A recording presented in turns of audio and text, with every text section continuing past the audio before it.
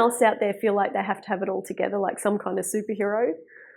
I'm sure I used to have a Wonder Woman complex, which is all cool while you have the energy, but where do you run to when things are falling apart?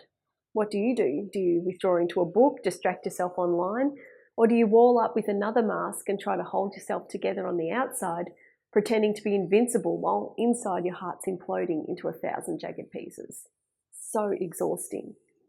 I mean, we might be able to do it for a while, but eventually we end up like a kettle and something finally blows.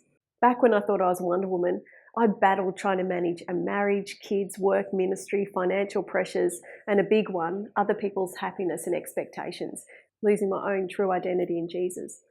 Recently, I learned a really hard lesson. On top of all my other stresses, I copped some things that came out of nowhere. Death in the family, health challenges, diagnosis of a ton of food allergies, and surgery. I crashed. No, well, actually, that's a big understatement. I bombed, not just like a big splash in a pool, but like an A-bomb. I developed anxiety disorder. 1 minute, I'm traveling around the world trying to save the world in ministry, and next I was a paralyzed mess on the floor, tormented to the point that I couldn't even drive the car or be home alone. You know, I spent time in terror with heart palpitations, thinking I was going to die. One night when our kids were treated to take out, they had little figurines of superheroes in their meal boxes. And of course out popped Wonder Woman, and I picked her up, and I remembered thinking to myself, you know, I feel like anything but Wonder Woman.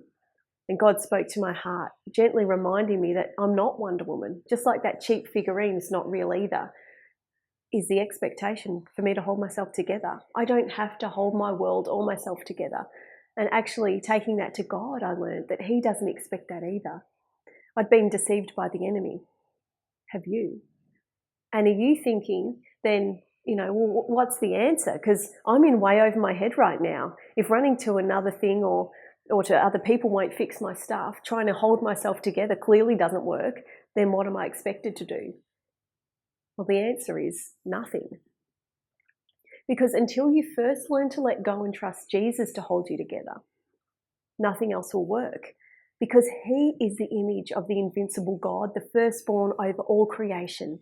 For all things in heaven and on earth were created in Him. All things, whether visible or invisible, whether thrones or dominions, whether principalities or powers, all things were created through Him and for Him. He Himself is before all things, and all things are held together in Him. Colossians chapter 1, verses 15 to 17. If He can create and hold the whole universe together, then He can hold you together too.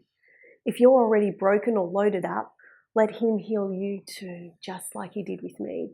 He says, "Come to me, all you who are weary and burdened, and I will give you rest. Take my yoke upon you and learn from me, because I'm gentle and humble in heart, and you will find rest for your souls. For my yoke is easy to bear, and my load is not too hard to carry." Matthew chapter 11. You know, it's time to give up the fight and rest. Let go and let Him hold you together. Heal. Because the eternal God is your refuge, and underneath are the everlasting arms. Deuteronomy chapter 33, verse 27.